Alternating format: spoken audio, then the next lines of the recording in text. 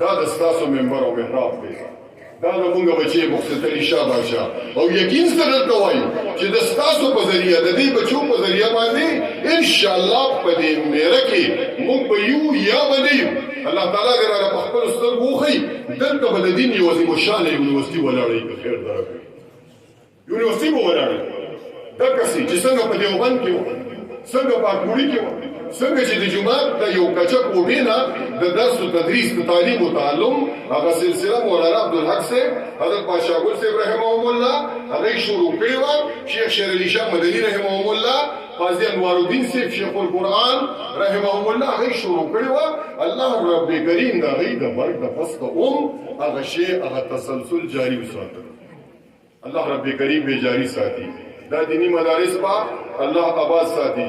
زمونږ دعا ده خدای پاکه د دې فتنې په دور کې زمونږ علماء کرامو په ژوند کې برکت واچي، امین وایه. زمونږ د دینی مدارسو تحفظ وکړي، امین وایه. زمونږ د تبلیغي جومات تحفظ وکړي، امین وایه.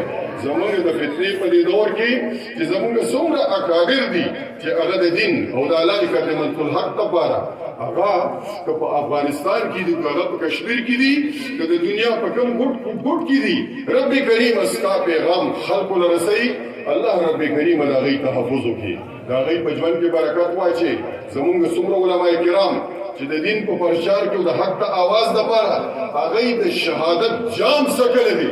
زما په کلي کې زما په خاوره باندې مولانا سمیع الحق صاحب رحمهم الله د هغه وجود پرهر په څه شیز باندې کوي دا مې وکړو تبلیغي مرکز کې مې ګرېټ کې منګه هغه د هغه وجود هغه ټولې دنیا نه معلوم د خپل دین لپاره قرباني ورکړې ده.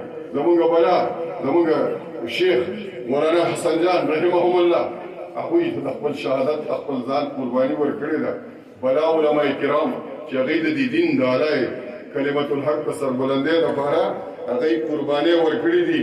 اوس په دغه ایرو کې بلا سکروټې دي، بلا سړکې دي چې د دین د تحفظ لپاره که هغه په کشمیر کې دي زما نران مجاهدین دي، که هغه په افغانستان کې دي، که هغه په پاکستان کې دي کلمه د حق وایي، که هغه د اسمبلۍ په فلور وایي او که په منبر او په محراب باندې وایي. نو د الله د دین د تحفظ دپاره د علماو وجود ضمانت دی چې علما د دین د تحفظ دپاره آواز درته کوي. نو په حیثیت د کلمګو ملګرتیا به ورسره کوئ، لاس راسره پورته کې الله ولا سایي دا لاس پورته کېده د خپل دین دپاره او د خپل خبر او د آخري منزل دپاره په خپل جناب کې قبول منظور وګرځو. شکراله چې د مازدیګر د مونځ وخت هم دی، زما اکابر زما علماء کرام زما د سر پړکي هغوی راورسېده، مولانا نثار صاحب دوی هم تشریف فرما دي. دغه یو څو خبرې مو هغه له کولې. نو دغه مدرسې ستاسو د تعاون ضرورت دی ولا د دې بچو لپاره د دغه منبر او د محراب لپاره ملایان نور څه کار نه کوي. ګورئ تاسو چې دا وایي. او بله خبره له کوم د جمعې په ورځ باندې تاسو له چنده نه غواړي که ټولې جوماتونو کې غواړي که هغه څادر چې ګرځي نو د جیب نه بلا بنډل راوباسئ، نو بیا پکې یو پیپر نوټ د 10 روپو والا وګورئ، نو هغه پکې واچوي. تاسو وایئ چې کني په دې مدرسه باندې مونږ ډېر لوی احسان وکړ. خدای ته وګورئ سړی دا خو تاسو نه ماشوم سکول ته هم نه اړي، سکول ته یې نه اړي. لږه مهرباني وکړئ چې که جومات وي او که مدرسه وي هغې سره د اخلاص تعاون کوئ. الله رب کریم دې زمونږ د منبر او د محراب سره د علماء کرامو سره مینه پیدا کړي. الله دې زمونږ د علماء کرامو د اساتذه کرامو چې د دې بچو مربي دی او زما خصوصا زما بچی مقصد بادشاه چې هغه خپله زندګي د خپل اکابرو د تاریخ لپاره زمونږ د اعلی کلمة الحق او د دغې بچو او چې کوم یتیمان دي د هغې دپاره هغه د خپل ژوند وقف کړی دی او د خپل لیکونو هغه تسلسل یې راټینګ کړی دی. الله رب کریم دې د هغه د سایې او د هغه ژوند په خپل جناب کې قبول وګرځوي.